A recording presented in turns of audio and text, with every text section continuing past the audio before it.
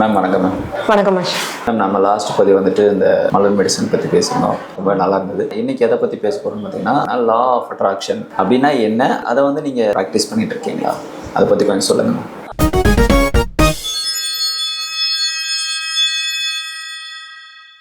ஆமாங்க, இது வந்து தமிழ்ல சொல்லணும்னா ஈர்ப்பு விதி அப்படின்றது.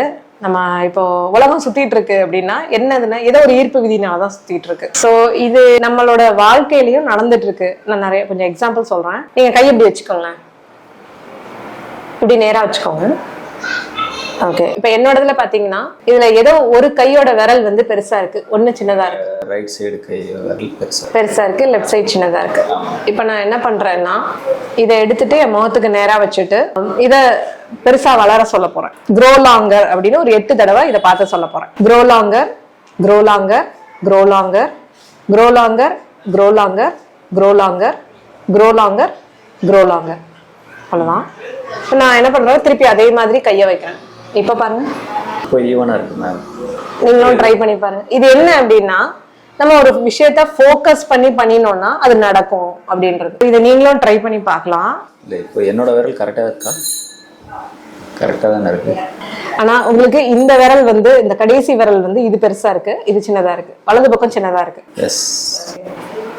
ஸோ நீங்க வந்து வலது கையை வந்து க்ரோ லாங்கர் அப்படின்னு 8 தடவை அதை மட்டும் பார்த்து கவனத்தோட சொல்லுங்க. Grow longer, grow longer, grow longer, grow longer, grow longer, grow longer, grow longer, grow longer, grow longer, grow longer. Okay ma'am, சொல்லிட்டேன். இப்போ நீங்க திருப்பி இதே மாதிரி வச்சு பாருங்க. சரியா இருக்கா? அங்க காமிங்களேன்.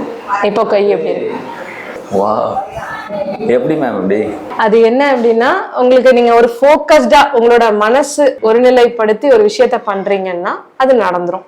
அப்போ நம்ம ஆசைப்பட்ட எல்லா விஷயத்தையும் நம்மளால ஈர்க்க முடியும். நம்ம நிறைய கஷ்டப்படுறோமே, என்ன பண்றோம்னா அதெல்லாம் ஈர்க்கிறோம், அதனாலதான் நம்மளுக்கு வருது. இப்போ தீதும் நன்றும் பிறர் தர வாரா அப்படின்னு சொல்றாங்கல்ல, அதுதான் நம்ம லைஃப்ங்க. சோ நான் நல்லா இருக்கேன்னா அதுக்கு காரணம் நான் தான். எனக்கு கஷ்டம் வருது அப்படின்னா அதுக்கு காரணமும் நான் தான். ஆனா நம்ம ஈஸியா என்ன சொல்றோம்னா, எனக்கு வர சிச்சுவேஷன் அப்படி இருக்கு, எனக்கு எதிராப்புல இருக்கிறவங்க என்ன அந்த மாதிரி மாத்திட்டாங்க, அவங்க ஃபோர்ஸ் பண்ணி நான் பண்ணிட்டேன், இந்த மாதிரி தான் நம்ம எல்லாம் பேசுறோம். எதிராப்புல இருக்கிறவங்க மேலயோ நம்ம சிச்சுவேஷன் மேலேயோ தான் பழி போடுறோம். ஆனா என்னோட முடிவுனாலதான் நான் கஷ்டப்படுறதும் நான் சந்தோஷமா இருக்கிறதும் அப்படின்றதுதான் உண்மை. இது இந்த புரிதல் நம்மளுக்கு வந்துருச்சு அப்படின்னா கம்ப்ளைனிங் மைண்ட் வந்து கம்மியாயிடும். நம்மளை சுத்தி இருக்கிறவங்கள குறை சொல்ற பழக்கமே நம்மளுக்கு கம்மியாயிடும், சைலண்ட் ஆயிடும் அந்த விஷயத்துல. அப்போ நம்ம சுத்தி இருக்கிறவங்க எல்லாம் நம்மள வித்தியாசமா ஒரு பார்வையில பார்க்க ஆரம்பிப்பாங்க. அண்ட் நம்ம ஆரா மாறிடும், வைப்ரேஷன் மாறிடும். அண்ட் நம்மளுக்கு வந்து ஒரு அமைதி இருக்கும், ஒரு சந்தோஷம் இருக்கும்.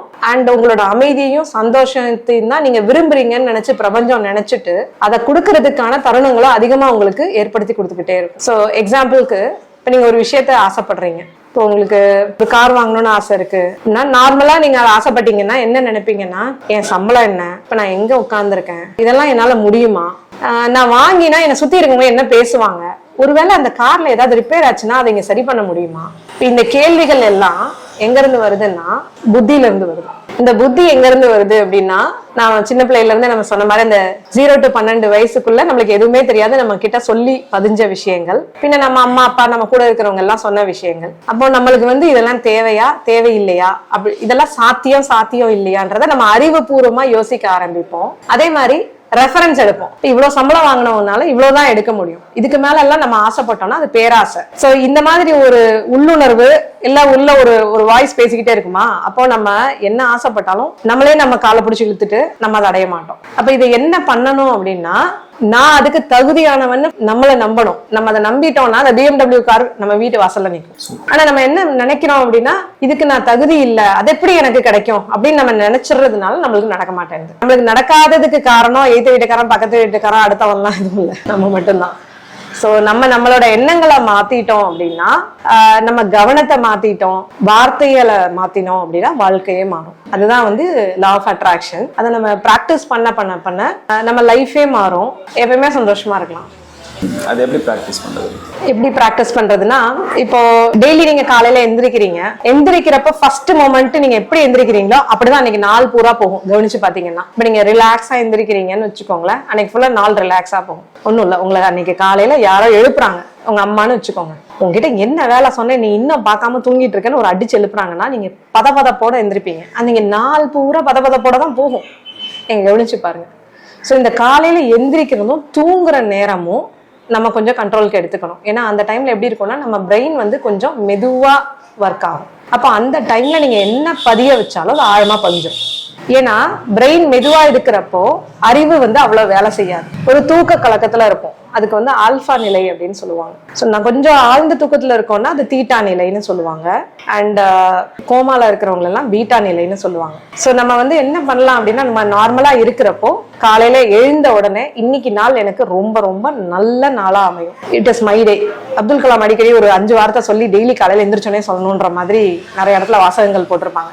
இன்னைக்கு நாள் நான் சாதிக்கிறதுக்குனே பிறந்த நாள், என்னோட நாள், எல்லாமே நல்ல விதமா தான் நடக்கும் அப்படின்ற மாதிரி உங்களை நீங்களே புதுப்பிச்சுக்கிற மாதிரி ஒரு அஃபர்மேஷன்ஸ், நல்வாக்கியங்கள் எழுதி வச்சுக்கிட்டு அதை நீங்க சொல்லிக்கலாம். எழுந்திருக்கிறப்போ, படுக்கிறப்பையும் அதே மாதிரி இன்னைக்கு நாள் சூப்பரா அமைஞ்சிச்சுப்பா, ஆண்டவா நன்றி. ஆண்டவனை நம்புறவங்க ஆண்டவனை சொல்லலாம், இல்ல பிரபஞ்சத்தை நம்புறவங்க பிரபஞ்சத்தை பத்தி சொல்லலாம். எனக்கு ரொம்ப ரொம்ப நன்றி, நாளைக்கு வந்து இதை விட ரொம்ப அருமையான நாளா அமையணும் அப்படின்றத ஒரு 30 வினாடி சொன்னோம்னாலே நம்ம மனசு அதை கவனிக்கும், அடுத்த நாளை நம்மளுக்கு அதே மாதிரி கொடுக்கும். ஸோ இதை வந்து நம்ம ரிப்பீட் பண்ண எல்லாமே ப்ராக்டிஸ் பண்ணணும். சில பேர் 4 நாள் பண்ணுவாங்க, 5 நாள் விட்டுருவாங்க. ஸோ கன்சிஸ்டன்சி இருக்கணும். பண்ண பண்ண பண்ண இது வந்து என்ன ஆகும்னா, ஏய் நீ என்ன பண்ற, உங்ககிட்ட இப்பெல்லாம் பேசினா எனக்கு ரொம்ப சந்தோஷமா இருக்குன்னு உங்களை சுத்தி இருக்கவங்கன்னு சொல்லுவாங்க. உங்க கூட சண்டை போடுறதுக்கே யாருக்கும் தோணாது. ஸோ உங்க கூட யாருமே வீட்டுல இருக்கீங்க வெளியே இருக்கவங்களும் சண்டை போடலன்னு வச்சுக்கோங்களேன், எப்படி இருக்கும் உங்க ஸ்டேட் ஆஃப் மைண்ட்? ரொம்ப ஹாப்பியா இருக்கும். அவ்வளவுதான். ஸோ நீங்க ஹாப்பியா இருக்க பழகினோடனே உங்களுக்கு கண்ணை மூடிட்டு ஊறுகாயை நினைச்சுக்கோங்க நான் சொன்னேன்னா நீங்க என்ன பண்ணுவீங்க, ஊறுகாயை நினைச்சா உங்களோட டேஸ்ட் அந்த நாக்குல தெரியும். ஏன்னா உங்களுக்கு ஊறுகாய் தெரியும் எப்படி இருக்கும். உப்பு டேஸ்ட் நினைச்சுக்கோங்கன்னா உப்பு டேஸ்டும் தெரியும். நீங்க சந்தோஷமா இருங்க, எப்படி இருப்பீங்க அப்படின்னு நான் சொன்னா உங்களுக்கு தெரியுமானா நிறைய பேருக்கு தெரியாது. நிறைய பேர் வந்து அவங்க குழந்தைங்களுக்காக, அம்மா அப்பாவுக்காக, ஒய்ஃபுக்காக, ஹஸ்பண்டுக்காகவே வாழ்ந்து வாழ்ந்து வாழ்ந்து அவங்களோட லைஃப அவங்க கவனிக்கிறதே கிடையாது. அவங்க சந்தோஷமா இருக்கிறத விட அவங்கள சுத்தி இருக்கிறவங்கள சந்தோஷமா வச்சுக்கிறத தான் பாக்குறாங்க. இது வந்து தப்பான விஷயம்னு நான் சொல்ல வரல. ஆனா நீங்க பிறந்ததுல இருந்து உங்களோட கடைசி நாள் வரைக்கும் உங்க கூட இருக்க போறது நீங்க மட்டும்தான். அப்போ நீங்க உங்களை நீங்க மதிச்சீங்கன்னா, உங்களுக்கு நீங்க அன்பு கொடுத்தீங்கன்னா, உங்களை நீங்க எப்படி நடத்துறீங்களோ அப்படிதான் உங்க வெளி உலகமும் உங்களை நடத்தும்ன்றதுதான் சீக்ரெட்டே. அப்போ நீங்க உங்க மேல வந்து அன்பா இருக்கிறதும், உங்களை நீங்க மதிக்கிறதும், உங்க குழந்தையெல்லாம் பேம்பர் பண்றீங்க, உங்களுக்குள்ளேயும் ஒரு குழந்தைத்தனம் இருக்கு, எல்லாருக்குள்ளேயும் ஒரு குழந்தைத்தனம் இருக்கு இன்னர் சைல்டு. அதையும் நம்ம கொஞ்சம் கவனிக்க ஆரம்பிச்சோம்னா நம்ம சாதிக்க வேண்டிய விஷயங்கள் எல்லாத்தையுமே சாதிச்சிடலாம் ஈஸியாவே. என்ன நான் ஒழுங்கா பாத்துக்க முடியாம என்னை சுத்தி இருக்கிறவங்கள என்னால பாத்துக்க முடியாது. நான் வந்து எவ்வளவு நாள் ஓடுவேன்னா, எனக்கு ஸ்ட்ரென்த் இருக்கிற வரைக்கும் ஓடுவேன். அதுக்கப்புறம் ஒரு நாள் தோணும், என்னடா லைஃப் இது, யாருமே எனக்காக இல்லையான்னு. நம்மளே நம்மளுக்காக இல்லைன்றப்போ மத்தவங்க யாரும் நம்மளுக்காக லைஃப்ல நிக்க மாட்டாங்க. சோ நம்ம வந்து இது வந்து செல்ஃபிஷ் கிடையாது, செல்ஃப் எஸ்டீம்னு சொல்லணும். நம்மளை வந்து ஃபர்ஸ்ட் கவனிச்சுட்டு நம்ம நல்லா இருந்து மத்தவங்கள கவனிக்க ஆரம்பிச்சோம் அப்படின்னா அது இன்னும் நல்லா ஹெல்தி லைஃபா போகும் அப்படின்றதுதான். நம்ம எனர்ஜியை மாத்திட்டோம் அப்படின்னா நம்மளை சுத்தி இருக்கிறவங்களுக்கு வாய்ப்பே இல்லை, ஆப்ஷனே இல்லை. நம்ம சண்டை போட்டா அவங்க சண்டை போடுவாங்க. நம்ம அன்பா இருந்துட்டோம்னா, அன்பா இருக்கிறது தவிர வேற ஆப்ஷன் ஏதாவது இருக்குதானே? இல்ல. ஒண்ணு இருக்கிறவங்க இருப்பாங்க, இல்லாதவங்க வெளியில போயிடுவாங்க. சோ ஆப்ஷன் வந்து மாறிடும். இப்ப நம்மளை மாத்தினோம்னாலே நம்மளை சுத்தி இருக்கிறவங்க மாறிதான் ஆகணும்ன்ற ஒரு ஃபோர்ஸ் ஆயிடும். அடுத்தவங்களை வந்து மாறுன்னு சொன்னா மாற மாட்டாங்க. மண்ணை எடுத்து வச்சு கையில வச்சு இப்படி க்ளோஸ் பண்ணிட்டு அமுக்கிக்கிட்டே இருந்தோம்னா மண்ணோ தண்ணியோ எல்லாமே கையில ஒண்ணுமே இருக்காது, கையில இருந்து போயிடும். அந்த மாதிரிதான் நம்ம ரிலேஷன்ஷிப்புக்குள்ள இருக்கிறவங்க எல்லாத்தையும் ஃபோர்ஸ் பண்ணி இப்படி பண்ணு அப்படி பண்ணுன்னு சொன்னோம்னா யாரும் இருக்க மாட்டாங்க. ஆனா அதே இது வந்து நம்மளை மாத்திட்டோம் அப்படின்னா அவங்களாவே நம்ம கிட்ட அட்ராக்ட் ஆகி வருவாங்க. இவங்க கிட்ட ஏதோ இருக்கு, இவங்க கூட இருந்தா நம்மளுக்கு நல்லா இருக்கு.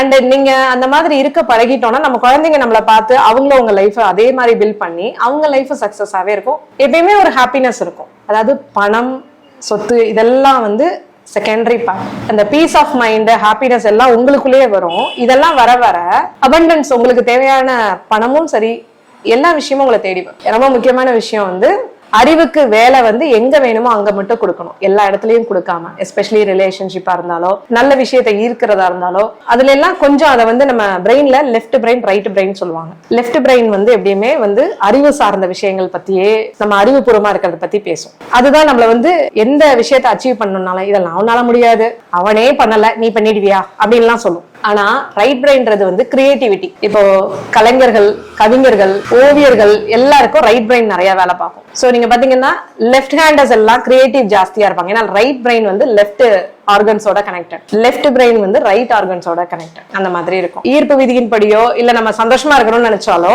கொஞ்சம் இந்த லெஃப்ட் பிரெயினை தூங்க வச்சுட்டு ரைட் பிரெயினை ஆக்டிவேட் பண்ணிட்டு, உங்களுக்கு BMW வேணும்னு நம்ம ஏற்கனவே சொன்னோம். இந்த BMW கார் வாங்கினா உங்களுக்கு என்னவா இருக்கும்? நீங்க ரொம்ப சந்தோஷமா இருப்பீங்க. இப்பவே நீங்க சந்தோஷமா இருந்துட்டீங்கன்னா அந்த BMW கார் உங்களுக்கு வந்துடும். அந்த சந்தோஷம் எப்படி இருக்கணும்னா, இப்போ உங்க BMW கார் உங்ககிட்ட இருக்குன்னா நீங்க எப்படி சந்தோஷப்படுவீங்க? கண்ணை மூடி கற்பனையில பார்க்க தெரியணும். இப்ப நான் ஊருகா அப்படின்னு சொன்னே டேஸ்ட் கொடுக்குற மாதிரி BMW கார், ரெட் கலர், இந்த நம்பர் பிளேட், நீங்க உட்கார்ந்துருக்கீங்க, உங்க ஃபேவரட் பிளேஸ்க்கு போறீங்க, அந்த ஸ்டியரிங் பிடிக்கிறது, நீங்க கியர் போடுறது, அதெல்லாம் ஃபீல் நீங்க பண்றீங்கன்றத உங்க உடம்புலயே அந்த இமோஷனை கொண்டு வந்து பழகிட்டீங்கன்னா ரொம்ப சீக்கிரத்துல அது நினைவா இருக்கும். ஏன்னா ஒரு விஷயத்த பழக பழக இயற்கை வந்து இவங்களுக்கு இதுதான் பிடிச்சிருக்கு, சோ இதுக்கு உண்டான விஷயங்களை கொடுப்போன்றது கொடுக்க ஆரம்பிச்சிடும். ஆனா நிறைய இடத்துல என்ன நடக்குதுன்னா, இதெல்லாம் சாத்தியமான்னு அடுத்தவங்க சொல்றது வேற. அடுத்தவங்க எதனால சொல்றாங்கன்னா, நம்மள புல் பண்றோம், அதை தான் அடுத்தவனும் சொல்றோம். நம்ம என்ன சொல்லிடுவோம், நம்ம நல்லா இருந்தா அவனுக்கு பிடிக்க மாட்டேன்றதுனால அவன் அப்படி சொல்றான். உங்க மனசுல இன்னொரு பக்கம் ஓடுது, அதை தான் இன்னொருத்தர் சொல்றாங்க. சோ நம்மள ஹேண்டில் பண்ணிட்டோம்னா மத்தவங்க யாரும் வந்து நம்மள சொல்ல மாட்டாங்க.